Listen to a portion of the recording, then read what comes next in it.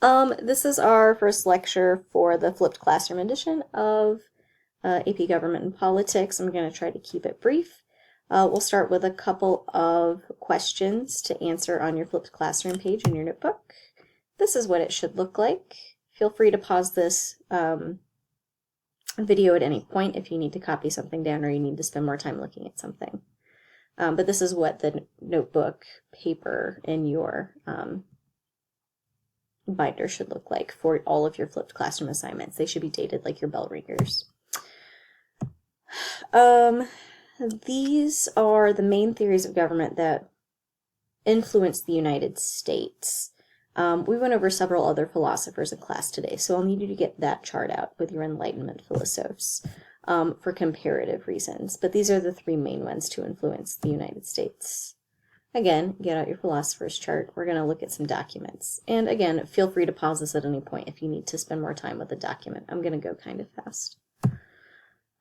So here's your first question for your flipped classroom assignment. This is an excerpt from the Declaration of Independence. Please read it and match it to an Enlightenment philosopher that would have inspired it.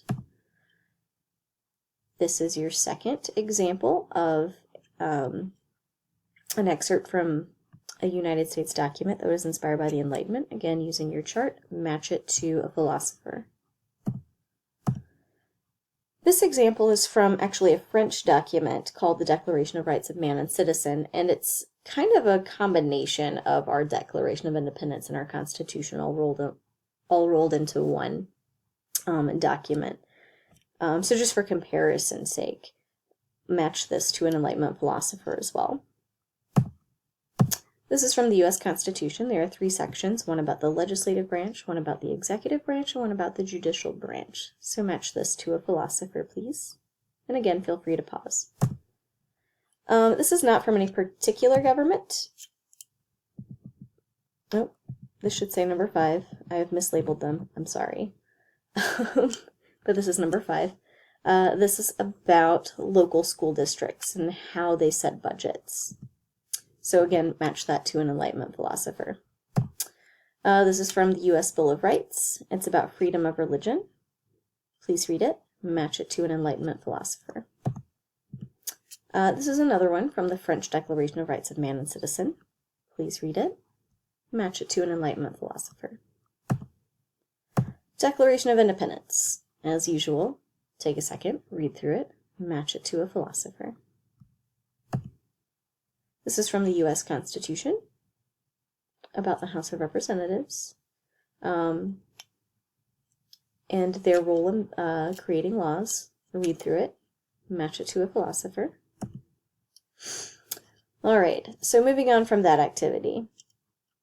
The main purpose of governments is to maintain national defense, provide public goods and services, use police powers, and also the military if necessary to maintain order, socialize the young into political culture, collect taxes, most of which go to pay for the services they provide, whether we're talking about the military or roads or whatever. So those are the main roles of government, historically speaking, as well as today.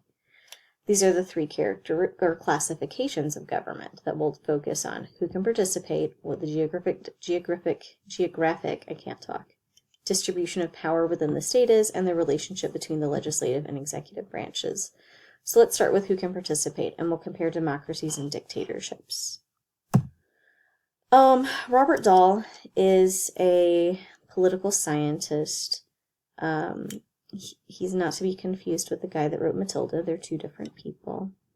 But he wrote several books that are pretty widely hailed within the government arena. And the main thing that he likes to focus on is democracy and what makes it work and what makes it suck. He has the 5 essentials of democracy. So the 5 things that he says you have to have a really pure, high-functioning democracy. There has to be equal access to voting. There has to be effective participation in democracy. A lot of democracies across the world, in order to achieve equality in voting and effective participation, actually have voting holidays, so everyone has the day off of work so that there's more participation and effective participation. We don't do that in the United States, which messes with the equality that we're able to provide and also the efficacy of getting people to the polls. On a good year, we have maybe 50% voter participation, and that's not really an effective percentage rate. The third thing is an enlightened understanding of issues and politicians. The fourth is citizen control of political agenda. It says specifically citizen control, not necessarily business control or special interests. And also inclusion, making sure that even minority groups like veterans have a say in policy and that their concerns are being met. There are two types of democracy, which you should already know. There's direct democracy and indirect democracy. Direct democracy has its roots in ancient Greece. It does not exist in the United States at the national level. It's much more common at the local level. It's also a lot more common up north as opposed to in the south. These are the types of democracies where there will be mass town hall meetings, where people will directly propose local ordinances and debate and vote. It's a purer form of democracy. And then there's the indirect type of democracy. That's the one that is more common in the United States. This is where we elect representatives to do the day-to-day work of governing for the public. Representatives are held accountable through elections. It's known as a republic or a representative democracy, or again, an indirect democracy. So there are a couple of interchangeable terms for it. And that originated in ancient Rome. So we'll compare that to different types of dictatorships. So there are the two types of democracies, and there are 3 or 4 types of dictatorships. Dictatorships are the oldest form of government, and also one of the most common forms of government, historically speaking. Under a dictatorship, rulers are not held accountable to the people. They're not held accountable for policies. Most dictatorships tend to be heavily associated with the military. A lot of dictators actually come to power through use of military force. Good examples of dictatorships throughout history would include fascist Italy, their best friends Nazi Germany, their frenemies, the Soviet Union, and then a more modern example would be North Korea. So, pretty scary places. Dictatorships can fall into 2 categories. And just as democracy does, there's authoritarian and totalitarian. Now, they are similar, but there's a slight difference. Totalitarian is a more modern example of how dictatorships can work.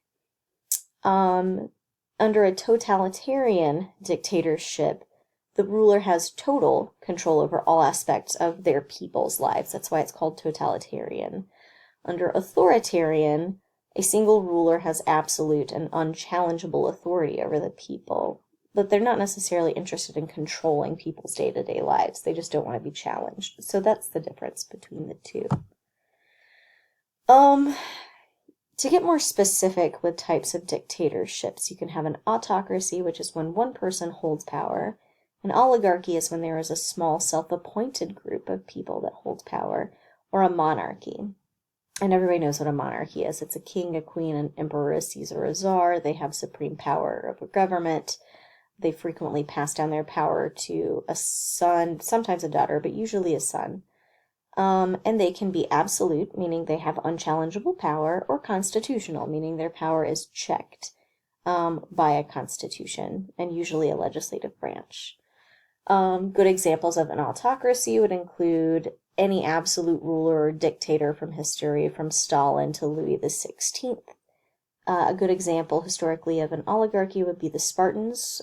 They had a military leader as well as a domestic affairs leader and a small group of elders that helped make decisions. And then monarchies are, easy to find. Queen Elizabeth of England, the current Queen of Jordan, Mansa Musa of ancient Mali. There's a lot of examples.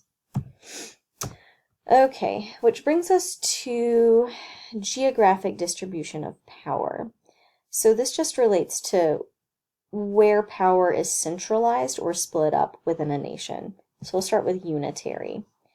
Under a unitary government, all of the power belongs to a centralized government or agency. They can create smaller governments, but control all of the power that the smaller government receives. So the smaller government doesn't act outside of the larger one.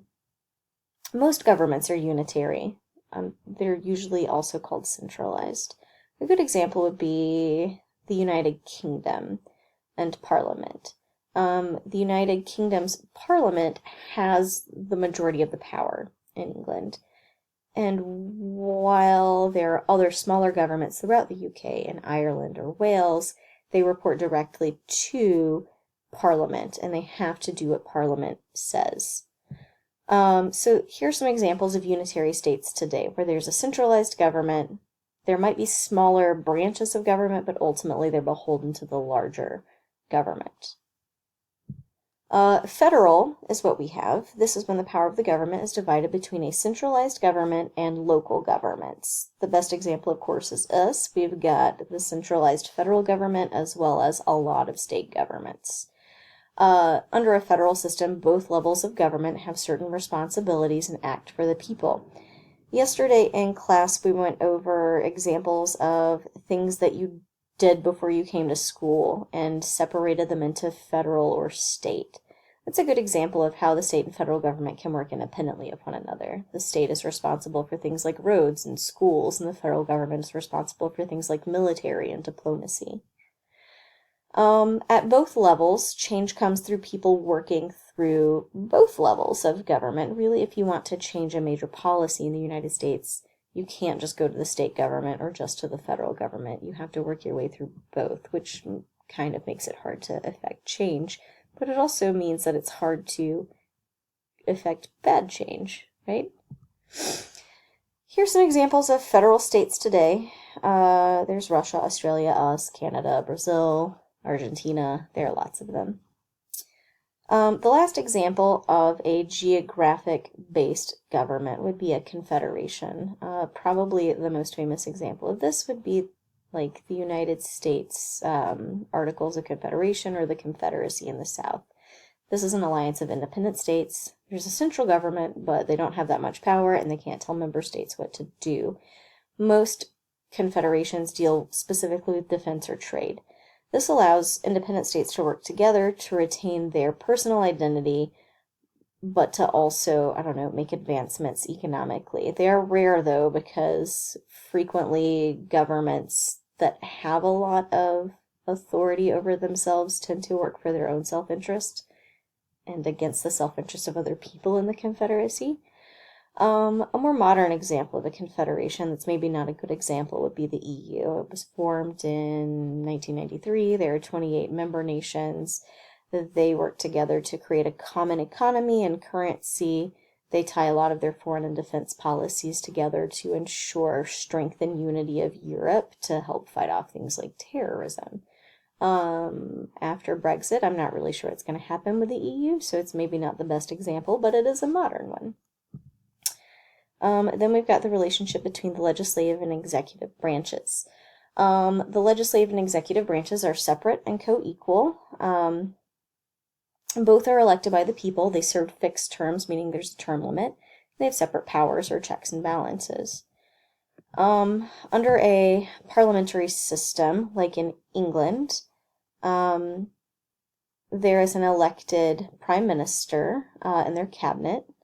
The cabinet is chosen by members of parliament. The parliament approves of all cabinet members, and the elected prime minister is subject to the direct control of the legislature. So under the parliamentary system that England has, the president is really under the control, or the prime minister is under the control of the parliament. And the prime minister stays in office as long as his policies and administration have the majority of parliament's approval. Aristotle wrote a book called The Republic, and in it he described governments as this. You have the monarchy, the aristocracy, and the democracy. So in each of these instances, think about who rules for whom.